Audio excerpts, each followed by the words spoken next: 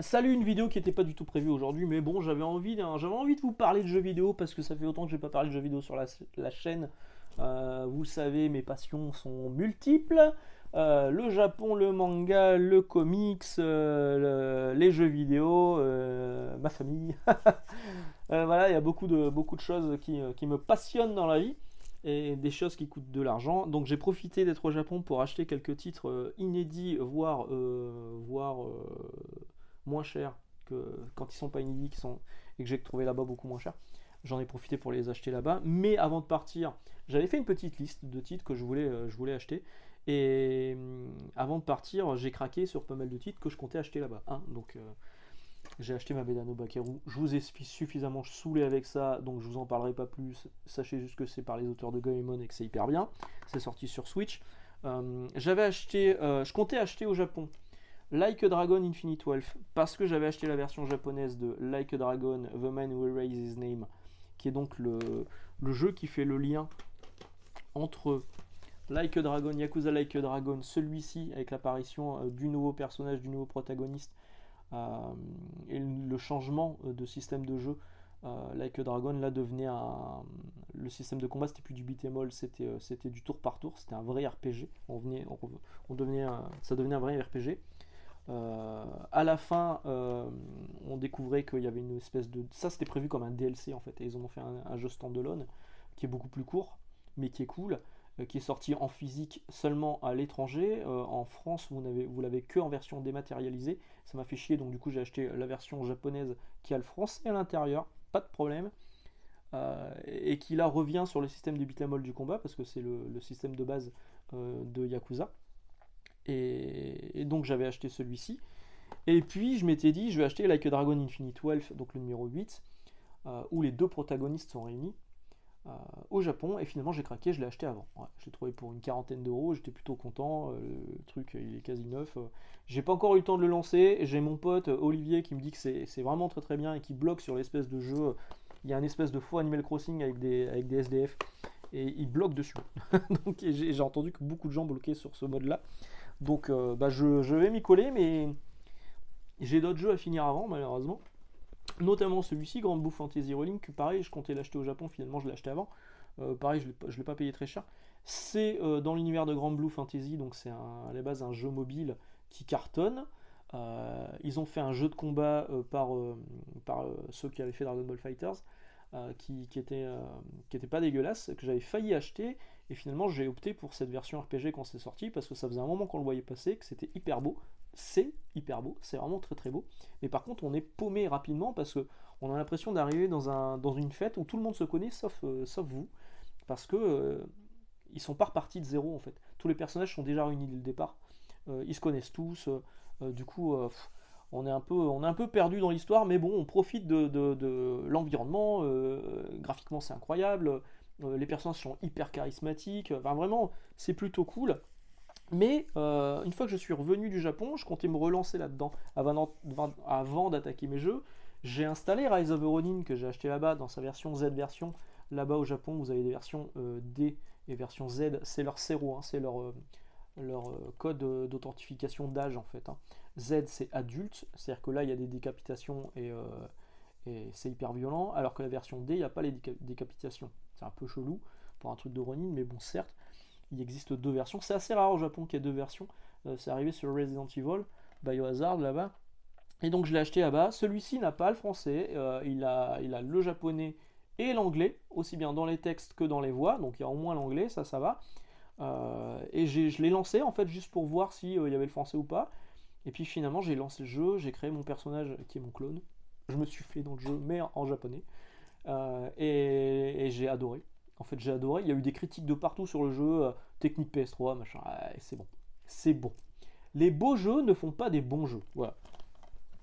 Ça, c'est beau, mais j'ai passé beaucoup moins de temps dessus et j'ai moins envie de me lancer que ça, qui est quand même techniquement plus à la ramasse. Effectivement, pour un jeu exclusif PS5, il y a des trucs qui sont honteux, notamment le clipping. Vous savez, ces éléments de décor qui pop ou les textures qui apparaissent d'un coup, là, ça, c'est chiant. Ça, c'est honteux sur une PS5, surtout avec le SSD, machin, tout ça. C'est relou. Effectivement, là, pour le coup, ça fait jeu un peu daté. Mais il faut se dire que Team Ninja, c'est leur premier open world. C'est pas non plus, ils n'ont pas le budget que peut avoir Sucker Punch sur Ghost of Tsushima, même si c'est Sony qui finance une partie du jeu et qui aide à la promotion, etc. Ça reste un jeu Team Ninja.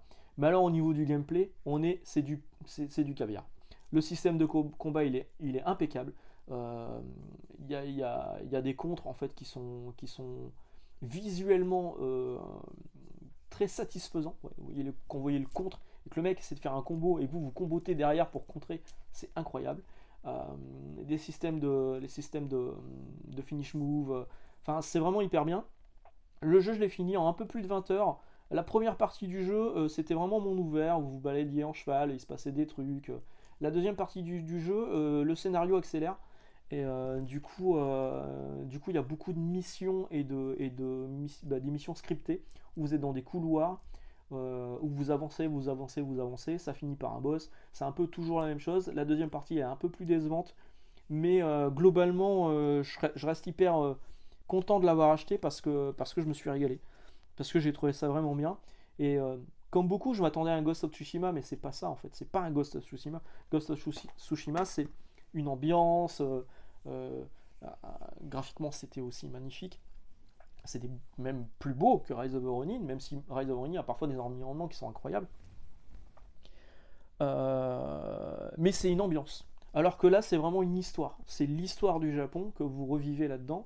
Et il faut plus le voir comme un Red Dead Redemption euh, ou un monde ouvert à la Ubisoft. Oui, ça peut parfois être péjoratif, mais là, pour le coup, ça reste plutôt bien.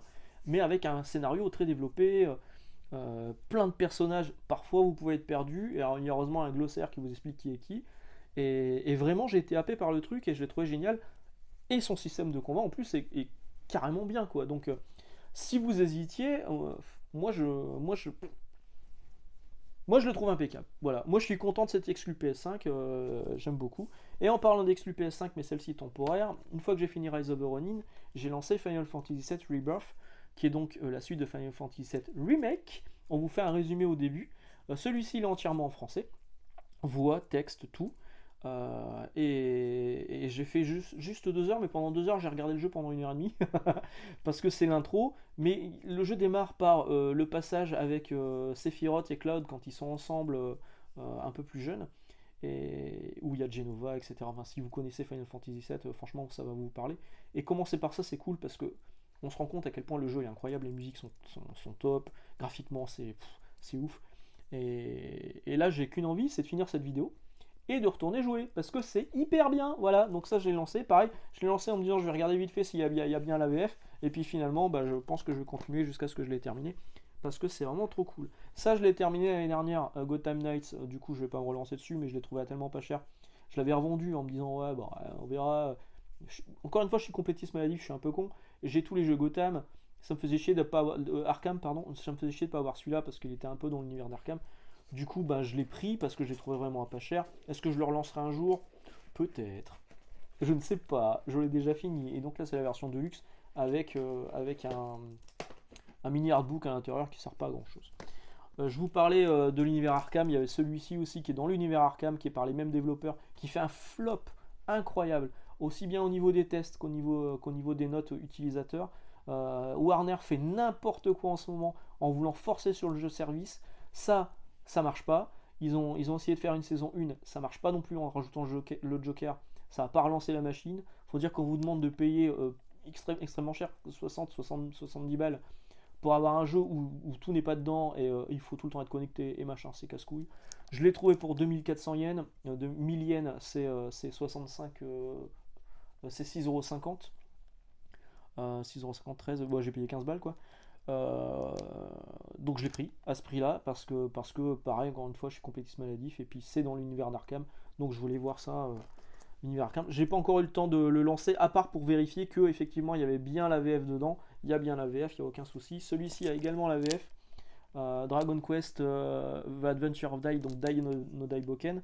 Euh, le manga que je préfère de l'univers de Dragon Quest est l'un de mes shonen préférés. Vraiment, c'est très très bien. Et donc il y a un jeu vidéo qui était sorti, j'avais pas envie de mettre 70 balles. Tout comme ce mois-ci, il y a Sandland qui sort. j'ai envie de l'acheter, j'ai pas envie de mettre 70 balles. Je crois que je l'ai trouvé au moins cher, 55 euros, je crois. Je vais peut-être attendre d'essayer de le trouver d'occasion. Celui-là, pareil, je l'ai trouvé d'occasion à 2580 yens, entre 15 et 20 euros.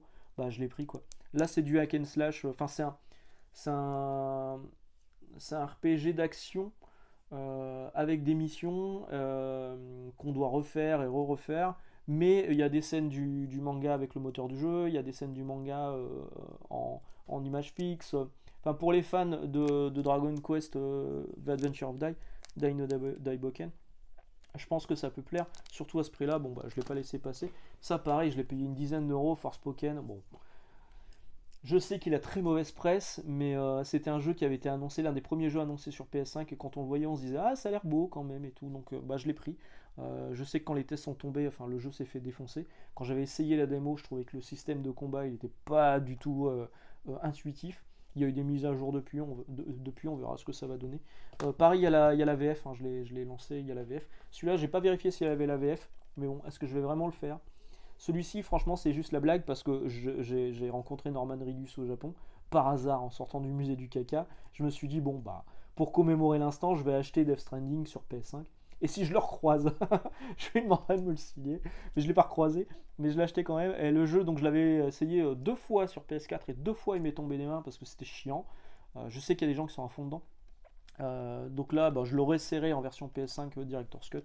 Euh, Peut-être que je serai plus motivé cette fois-ci. Donc ça, c'est tout pour les jeux PS5 que j'ai chopé. Mais il y a quelques jeux aussi sur Switch. Je suis désolé hein, si vous n'aimez pas les jeux vidéo, cette vidéo va vous faire chier. Ebereke 2, qui est en fait la suite d'un jeu NES, d'un jeu Famicom, qui en français s'appelle... Parce que le jeu est entièrement en français. Hein. Quand on le met dans sa Switch, il est entièrement en français. Et en français, ça s'appelle Euphoria, fou comme un fou. Euphoria. Il y a un extraterrestre qui débarque, c'est la merde partout. C'est un jeu hyper simple au niveau gameplay et au niveau des dessins, enfin des graphismes.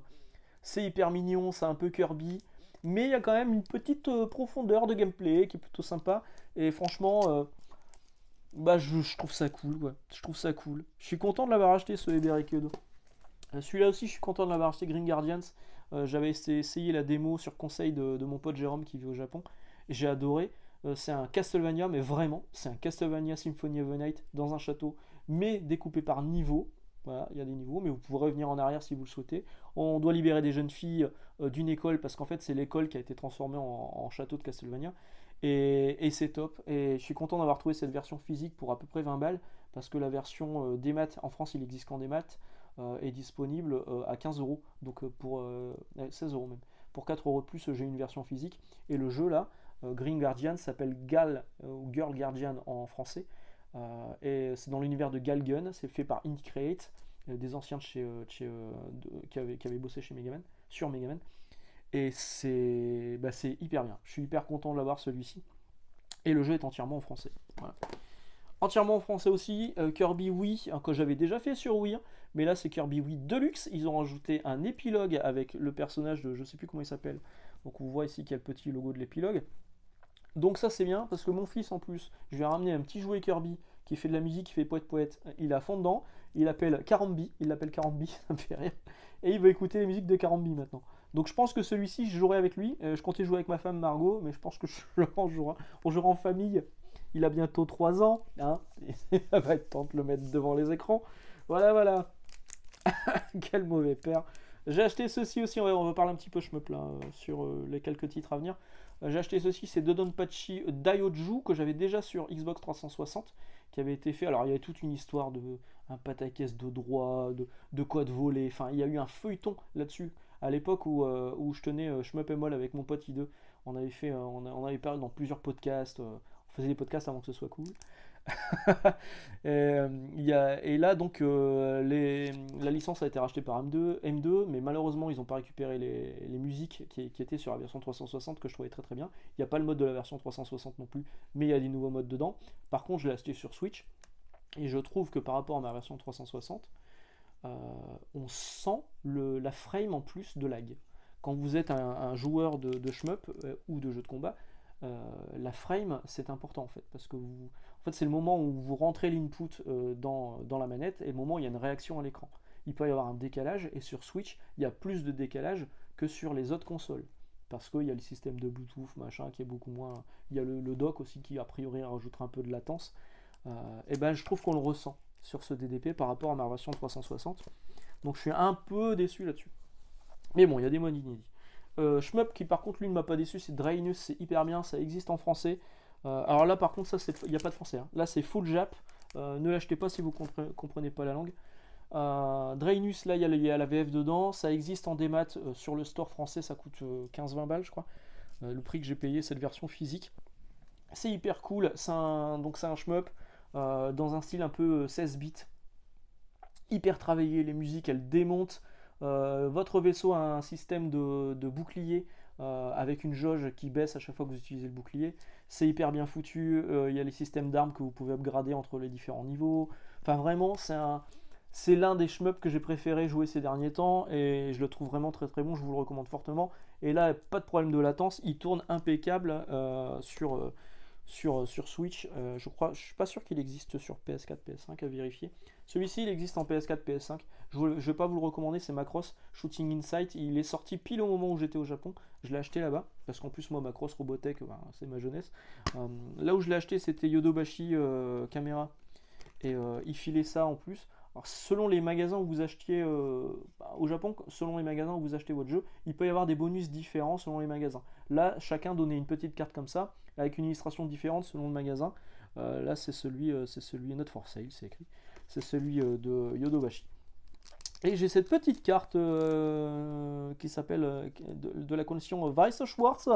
Voilà, une carte qui était dans tous les jeux, édition normale ou édition Deluxe, parce qu'il y a une édition Deluxe du jeu aussi. Une carte qui était dans tous les jeux, normalement, sauf que ils ont oublié de les mettre dans la version PS4 et PS5. Donc cette carte-là, les mecs l'ont pas sur la version PS4, PS5, c'est un peu dommage. Voilà, allié dans la version Switch. Et en plus de ça, dans la version Switch, dans la cartouche, vous avez le DLC de Oboe Teimasuka, le film de Macross, Do You Remember Love, avec Lin Min-mei qui est là, avec Rick Hunter, en français ça s'appelait Rick Hunter, le personnage de Macross tel qu'on l'a connu quand on était jeune sur Robotech. Et ce DLC là est déjà dans la cartouche, déjà inclus dans la cartouche, mais si vous achetez le jeu en démat, ça y est pas, parce qu'il y a des problèmes de droit. Si vous l'achetez aux États-Unis, quoi que ce soit, pareil, le titre a été annoncé aux États-Unis. Pour l'instant, le DLC il n'est pas annoncé parce qu'il y a des problèmes de droit aux États-Unis et dans le reste du monde, mais dans la version cartouche de la version Switch, vous l'avez dedans. A priori, ça y est pas sur PS4, PS5, d'après un camarade qui l'aura acheté en PS5. À vérifier, hein, ça, hein, par contre. Mais voilà, donc c'est un shmup, parfois en vertical, parfois en horizontal, voire en vertical, c'est-à-dire que ça couvre la totalité de l'écran, mais en vertical. Parfois en 3D, en profondeur. Et c'est nul. C'est un peu toujours les mêmes décors. Il y a un moment, il y a un truc qui se débloque, et il y a une chanson connue d'une série Macross, alors soit du film, soit de Macross 7, soit de Macross, je sais plus comment ça s'appelle, Trash. Macross 0, Macross F, Macross Delta, Macross Plus. Et c'est très très décevant, c'est fait par Bushiroad. Bushiroad, ils ont fait celui-ci aussi, mais a priori, il y aurait des mecs qui ont bossé aussi sur les Shikigami no Shiro, Castle of Shikigami en français, enfin en international, si vous connaissez, vous connaissez les shmups. C'est un manga qui existe en français qui s'appelle Miss Kobayashi Dragon's Maid. C'est une maid qui peut se transformer en dragon et qui a des copines qui ont des énormes pêches, voilà. Et c'est un shmup assez basique, mais plutôt pas trop déplaisant, celui-ci que j'ai trouvé mieux que Macross, hein. Qui est pareil, existe. Alors là, il n'est pas en français, il est en anglais, mais il doit exister en français en démat sur le store de la Nintendo Switch. Voilà, Miss Kobayashi Dragon's Maid. C'est tout pour les jeux vidéo aujourd'hui. On se retrouve demain pour parler manga. Et oui, demain, samedi, pour parler manga. On se retrouve dimanche pour parler de la collection Marvel Poche, Marvel Pocket pour les comics. Et puis la semaine prochaine, comme d'habitude. Allez, ciao, bon jeu à tous, des gozaimasu, ciao.